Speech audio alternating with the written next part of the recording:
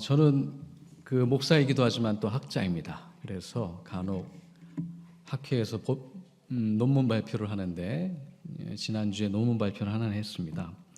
그 2024년도 트렌드 코리아에 나왔던 키워드 중에 하나가 도파민이라고 하는 단어를 제시했습니다. 도파민 플러스 파밍인데 그 책을 통해서 저도 알게 됐는데 그 인터넷 온라인 게임 용어를 파밍이라고 하는 표현을 같이 묶어서 도파민이라고 하는 단어를 제시했더라고요.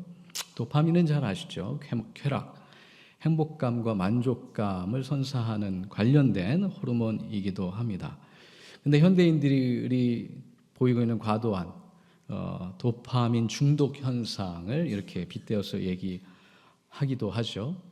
쾌락이 이 도파민이 행위와 결정, 삶의 모든 부분에 있어서 하나의 동기가 되고 있다, 혹은 목적이 되고 있는 건 아닌가라고 하는 여러 현상들을 이 단어 가운데 포함시키고 있습니다.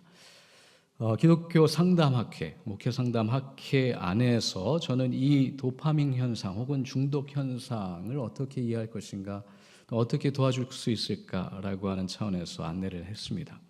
참여하셨던 우리 정신과 의사 교수님 한 분이 그 한 1시간 정도 강의를 특강을 하시고 난 다음에 자신이 한 20여 년 정도 동안 그 임상 경험을 통해서 내린 결론, 아직 임시적인 결론이긴 하겠죠. 그러나 어려움을 토로하시더라고요. 중독 환자들이 처음에 와서는 중독 치료를 받을 때는 결단과 다짐을 아주 강하게 한답니다. 선생님, 내가 다시는 이 담배를, 다시는 이 술을 먹지 않겠습니다. 그런데 계속 반복적으로 주기적으로 나타나는 환자들이 계신다는 거죠. 그러면서 안타깝게도 이 크리스찬 정신과 의사 선생님은 이거는 의학적으로 치료가 어려운 질환이구나. 그래서 기독교 상담학자들에게 도움을 요청하러 왔답니다. 이거는 저희가 정신과 의사로서는 치료가 안 됩니다. 목사님들이 오셔서 보다도 본질적으로 영적으로 치료해야 된다라는 차원에서 목사님들 존중한다는 표현이기도 하겠지만 얼마만큼 중독 현상의 영적인 아주 실존 깊은 곳과 연관되어 있는지를 보여주는 대목이죠. 그 관련해서 저도 논문을 발표하고 났더니 그 기독교 방송에서 연락이 왔어요. 좀 인상적으로 들었나 봐요. 기자가 저랑 인터뷰 요청을 했습니다. 그래서 다음 주에 인터뷰 영상을 촬영하기로 했는데 고민은 좀 됐습니다. 내용이 대단한 것 같지도 않은데, 근데 이 내용이 또 어떻게 언론에서 나올지는 한번 여러분도 같이 지켜보시면 좋겠습니다. 중독은 영적인 현상입니다. 제랄드 메이라고 정신과 의사이면서 영성가로 20세기에 가장 영향을 미쳤던 이분은 중독과 은혜라고 하는 책 속에서 중독이라고 하는 현상의 영적인 의미를 분석해 주고 계시죠. 쾌락이 트리거가 되기 때문에 중독 현상은 도파민과 분명히 깊은 연관성이 있습니다. 그런데 쾌락, 우리가 잘 알죠. 쾌락은 생산적이기보다는 소비적입니다. 이 소비를 통해서 내 쾌락을 증대하는 방식으로 우리는 일상을 채워가죠. 근데 우리가 정말 고민해야 될 것은 정말로 채워지고 있느냐라는 질문입니다. 우리가 행복과 쾌락을 추구해서 우리의 삶에 계속 채우고 있는데 그것이 정말 우리를 배부르게 하느냐, 만족하게 하느냐, 우리의 목마름이 해결이 되느냐라고 하는 질문을 우리는 반드시 이 도파민이라는 현상 속에서 생각해 봐야 합니다. 고민해야 합니다. 이 현상을 통해서 저는 뚜렷하게 다시 한번 확인하게 됩니다. 우리 인간이 영적 존재라는 사실을 여기에서 확인합니다. 우리 인간은 물질적인 것으로 채워지지 않습니다. 보이는 것으로 우리의 영혼이, 우리의 삶이 만족되어지지 않습니다. 요즘 일례로도 서구 유럽에서 학생들, 어린아이들에게 핸드폰 기기를 금지해야 된다라고 하는 사실이 여론이 보편화가 돼가지고 이제는 법적인 조항까지 만들고 있습니다. 심각한 현상이라는 사실이죠. 우리의 삶은 무엇으로 만족할 수 있습니까? 우리의 삶은 무엇으로 채워질 때 충만함을 느낍니까? 분명한 사실은 현대인들은, 또한 한국 사람들은 이제 선진국이 돼서 풍요로운 삶을 삶에도 불구하고 허무함을 느낀다는 겁니다. 공허함이 마음속에, 영혼 가운데 자리 잡고 있다는 사실입니다. 왜 그럴까요? 목사로서 분석해 봅니다. 첫 번째, 내가 영적인 존재라는 사실을 부인하고 싶어서, 혹은 아직 느껴지지 않기 때문에 우리는 쾌락으로, 혹은 채워지지 않을 것으로 계속 채우고 있는 건 아닐까 생각해 봅니다. 두 번째, 이 물질로, 보이는 것으로만, 혹은 이 세상이 얘기하고 있는 성공적 요소로만 내 삶을 채우려다 보니까 끝도 없이 마치 밑 빠진 독에 물 붓기 하듯 끊임없이 채우려고 합니다. 먹을 것으로, 입을 것으로, 누릴 것으로. 그런데 그 휘발성은 우리가 압니다. 이 공허함은 또 어디서 오는 거지? 결국 이 공허함이 채워져야 하는, 채울 수 있는 것은 영적인 것, 보이지 않는 것, 진리에 가까운 것으로만 우리의 존재는 만족할 수 있습니다. 그 사실을 깨닫습니다. 그러기에 다시금 말씀 앞에 우리는 우리의 존재를 있는 그대로 내려놔야 합니다. 하나님이 천지를 창조하셨죠? 잘 압니다. 놀라운 사실은 일곱째 날을 안식하셨다라고 안내해 주십니다. 하루를 거룩하게 만드셨습니다. 그런데 그 거룩함을 뭘로 채우셨느냐? 안식으로 채우셨다는 거예요. 이 시간을 안식으로 채우셨다고 합니다. 여러분, 주일은 안식의 은총을 누리는 날입니다. 근데 교회에 열심히 봉사하는 우리 성가들을 비롯해서 이 예배를 섬기시는 모든 분들은 주일이 안식일이 아닐 가능성이 높습니다. 저도 잘 알죠. 우리 또 예배 끝나고 또 회의를 해야 됩니다. 중요한 사안들이 많습니다. 고민이 됩니다. 어쨌든 안식이라고 하는 가치를 내가 누리고 있을까? 이것은 우리가 안식을 통하여서, 쉼을 통하여서 뭘 기대하느냐와 연관이 됩니다. 현대인들에게 쉼과 안식은 때에 따라서는 스트레스 프리, 그 긴장과 갈등이 해소된 형태로서 안식을 기대하고 바랍니다. 그리고 육체적으로 너무 고통스러우니까 일주일 내내 진이 빠지는 번아웃 현상을 경험하기 때문에 토요일과 주일은 육체적인 노동이 없는 상태를 기대하죠. 그렇기 때문에 주일날도 진정한 안식을 누리기 원한다면 뭔가 육체적으로 아무것도 안 하는 것을 기대를 하게 됩니다. 그게 원초적인 안식의 기대감입니다. 정당합니다. 타당합니다. 그런데 여기에는 여전히 우리가 영적인 존재라는 사실, 우리가 영적으로 무엇을 먹어야 된다는 사실, 채워져야 된다는 사실이 간과되어 있습니다. 우리가 홀로 거하는 사람은, 일주일 내내 외로움과 고독 가운데 지쳐있는 사람들은 교회 공동체가 쉼입니다. 안식을 제공합니다. 만남을 선사합니다. 안부를 묻습니다. 그 가운데 서로 교류하고 영적으로 나눕니다. 그것이 안식입니다. 길을 찾지 못하고 빛을 찾지 못하여서 헤매고 있는 영혼들은 예배 가운데 하나님을 만나고 말씀을 통하여서 길을 만나고 빛을 만나면 그 가운데 안전함을 누리게 됩니다. 내가 잘 걸어가고 있구나, 주님이 나를 잘 인도해 주시고 있구나라는 확인을 받으면 그것이 안식입니다. 여러분, 쉼을 통하여서 뭘 기대하시는지 한번 돌아보실 때입니다. 한국 개신교회는 지난 130년 동안 세계 역사에 유례가 없는 성공과 성장을 했습니다. 특별히 역사적으로 아주 뚜렷한 은사를 받았습니다. 그것은 무엇이냐? 역사 속에 130여 년 전에요, 한국 개신교회는요, 술, 담배 안 하는 것으로 유명합니다. 이거는 교리적으로 이해해야 할 게 아니라 사회 문화 역사적으로 좀 이해할 필요가 있겠습니다. 130여 년 전에 한국 사회, 특별히 술과 담배가 사람들의 일상에 어떠한 영향을 미쳤는지를 잘 돌아보면 충분히 그 영적인 의미를 우리는 발견할 수 있습니다. 선교사들이 봤을 때 한국인, 특별히 한국 남자들의 삶과 사회 속에 술과 담배가 어떤 영향을 미쳤는지를 선교사들이 너무 안타깝게 바라보게 됩니다. 물론 미국에 있었던 대부흥 운동과 영적 각성이 미치는 영적인 전통도 있죠. 두 번째 은사는 통성기도죠. 유래를 찾아볼 수 없는 영적인 기도, 수련이 통성기도입니다. 그리고 세 번째가 이 안식일 준수입니다. 평양이 동양의 예루살렘이라고 호칭받았던 이유 중에 하나는 무엇이냐? 1920년대, 30년대 평양의 일요일, 주일이 되면요, 일반 상점들의 90%가 문을 닫았습니다.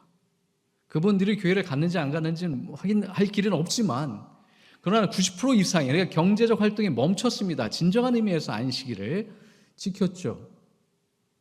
그만큼 예수 그리스도 안에서 새로운 삶을 살고자 하는 거룩한 열망이 우리 한국인들에게 있었습니다. 안식의 가치를 통하여서. 20세기를 대표하는 유대인 신학자 아브라함 헤쉘이라고 하는 분이 안식이라고 하는 책을 써서 저도 아주 깊게 감명을 받았습니다. 이분이 그 안식책에서 안식의 의미를 이렇게 설명합니다. 하나님이 창조하시고 7일째 복되게 하고 거룩하게 하셨어요. 근데 이 거룩하게 하다라고 하는 뜻, 카도시라고 하는 이 단어는 구약 성경에서 단 한 번 이 장면에서만 등장한답니다. 카도시, 하루를, 이 시간에 거룩하게 하셨다. 우리가 안식 혹은 거룩함이라고 하는 표현을 생각할 땐 주로 이 헤시엘이 전제하기는 사람들은 주로 공간을 생각한다는 거예요. 그죠? 성전을 생각하죠. 거기에 거룩함이 있죠.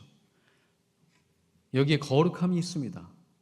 우리 개신교회가 그 종교개혁을 하면서 조금 잃어버렸던 거룩함 중에 하나가 이 성전입니다. 거꾸로 얘기하자면 1000년 이상 된 성전과 교회들이 있죠. 그 공간을 가보시면 아시겠지만 종교인이 아니더라도 그 자리에 가 앉아 있으면 인생의 숭고함과 거룩함을 묵상하게 됩니다. 우리가 회복해야 될 거룩함 중에 하나는 이 공간의 거룩함을 제공할 수 있도록 공간에 대한 의미를 새롭게 할 필요가 있습니다. 근데 이 헤쉘은 그럼에도 불구하고 하나님이 만드신 건 공간의 거룩함이 아니라 시간의 거룩함이라는 거죠. 7일 중에 하루를 거룩하게 만드셨듯 우리의 일상의 7분의 1, 그 부분을 거룩한 시간으로 만들어야 하는 것. 그것이 그리스도인들의 소명입니다. 그럼에도 불구하고 현대인들이 이 거룩한 안식일의 은총을 누리지 못하는 이유는 무엇이냐? 헤쉘은 공간을 소유하려고 하기 때문에 시간의 거룩함을 잃어버렸다라고 얘기합니다. 여기서의 공간은 물질적인 피지컬한 스페이스뿐만 아니라 영적인 공간까지를 의미하는 거죠. 우리가 아까 살펴봤듯이 우리의 공간, 무엇을 소유하셨습니까? 한국 사람들은 집이 중요하죠. 아파트 구입하셨습니까? 예. 그 아파트 안에 무엇을 채우느냐? 거기에 너무 집착하고 강박적으로 삶의 의미를 두는 건 아닌가? 공간, 중요하죠. 그러나 우리에게 주신 이 시간 안에 하나님의 거룩함을 담으려고 하는 노력들은 부재한 것이 현대인들의 문제이다. 그래서 안식의 은총을 누리지 못하고 있다라고 안타까워하고 있습니다. 예수님이 오늘 말씀 가운데 우리에게 대안을 제공해 주십니다. 바리새인들은 안식일을 지키는 것, 핵심이 뭐죠? 율법을 지키는 거죠. 그들에게 진리는 모세의 율법입니다. 모세의 율법 가운데 분명히 얘기하고 있죠. 안식일에 아무것도 하지 말라. 그런데 예수님의 제자와 예수님은 이상한 행위를 하고 있습니다. 하지 말라는 걸 하고 있죠. 당연히 비판받아 마땅합니다. 정죄의 대상입니다. 범죄자가 됩니다. 그러다 보니 이들은 예수님의 흠집을 찾기 위해 끊임없이 쫓아다니죠. 그 이야기가 우리 마가복음 공간복음 이야기입니다. 예수님이 어떻게 반응하시죠? 여기 기가 막힌, 우리가 오늘 누릴 수 있는 가장 큰 축복의 말씀이 여기 담겨져 있죠. 안식일은 사람을 위하여서 있는 것이지 사람이 안식일을 위하여서 생긴 것이 아니다. 진리죠. 이건 모든 상황 속에서 우리가 적용할 수 있는 말씀입니다. 무엇을 위해 존재합니까? 누구를 위해 존재합니까? 여러분, 안식일은 하나님이 우리를 위하여서 주신 선물입니다. 요즘 현대사회에서 다시금 돌아봐야 될 것은 안식은 이제 선택이 아니라 필수다라고 저는 느껴집니다.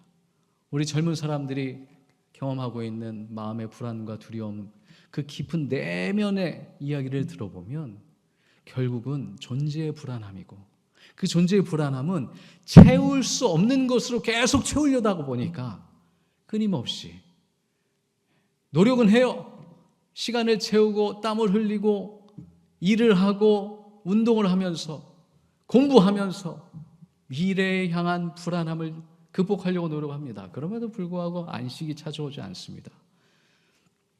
왜 그러죠? 내 영혼이 만족할 수 있는, 채워져야 할 그것으로 채워지지 않기 때문에 결국 쉽게 높은 휘발적으로 날아가 버리는 겁니다.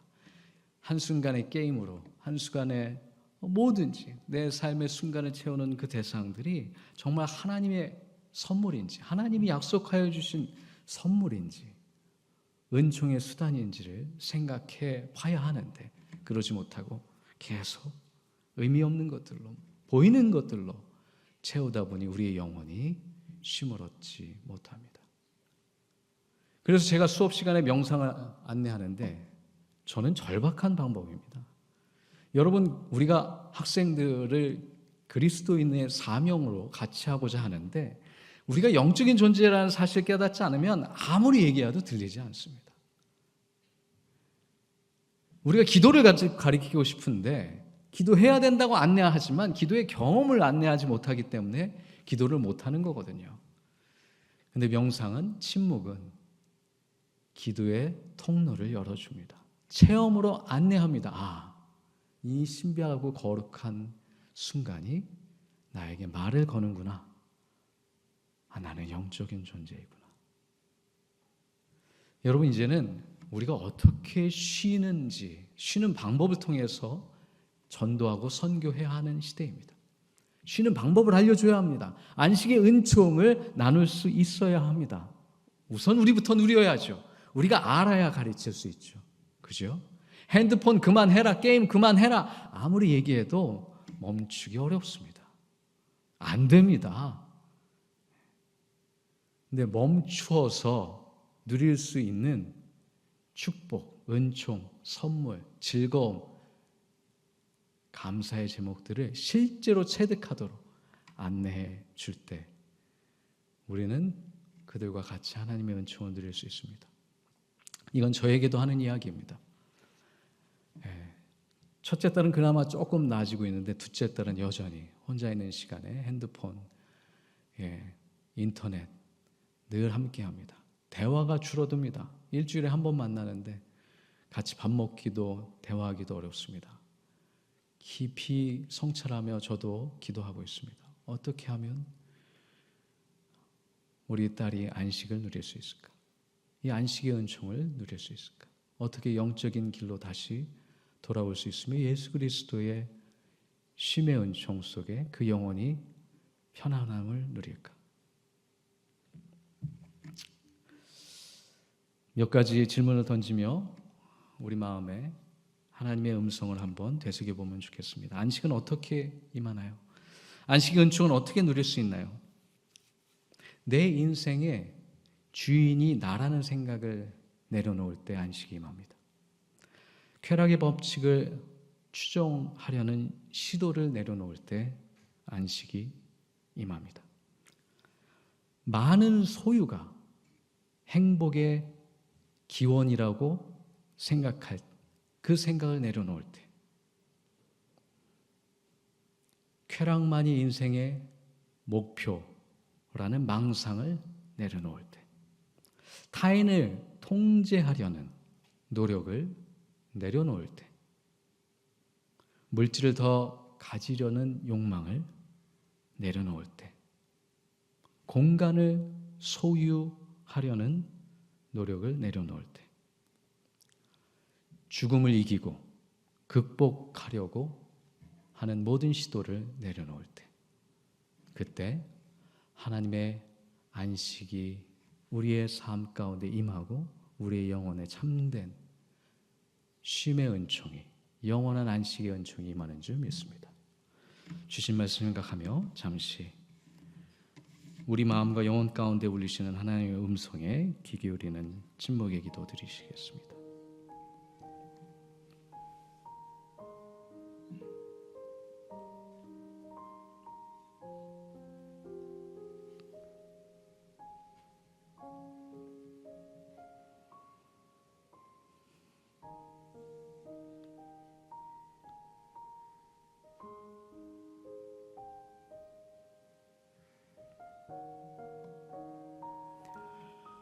오늘을 거룩하게 하신 아버지 하나님, 우리의 삶을 거룩하게 하시니 감사합니다. 우리의 일상을 거룩하게 하신 것처럼 또한 우리도 우리의 삶을 거룩하게 하시겠다고 하는 성령 하나님의 인도하심에 동참할 수 있도록, 우리의 삶을 내어드릴 수 있도록 인도하여 주옵소서. 우리의 삶의 모든 통제와 지배의 망상을 내려놓고 주님이 주신 창조 질서 안에, 예수 그리스도께서 열어주신 구원의 길 안에 우리의 삶을 내어드림으로 영혼 가운데 안식의 은총을 누릴 수 있도록 축복하여 주옵소서. 예수님의 이름으로 기도드립니다.